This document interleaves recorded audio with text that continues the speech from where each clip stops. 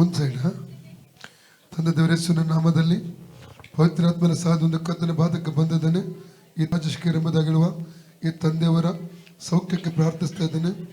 ಬಲಬದಿಯ ಕತ್ತನೆ ಭಾಗ ಪಾರ್ಶ್ವ ಬಡದಕ್ಕೆ ಒಳಗಾಗಿ ಕಷ್ಟ ಅನುಭವಿಸ್ತಾ ಇದ್ದಾರೆ ಕರ್ತನೆ.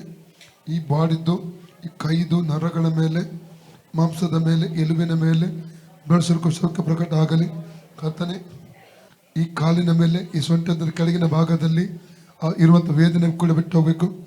ನರಗಳ ಮೇಲೆ, ಮಾಂಸದ ಮೇಲೆ, ಎಲುಬಿನ ಮೇಲೆ, ಜಾಯಿಂಟ್ ಮೇಲೆ ಸೌಖ್ಯ ರಿಲೀಸ್ ಮಾಡ್ತಾ ಇದ್ದೇನೆ ಯೇಸುವಿನ ನಾಮದಲ್ಲಿ.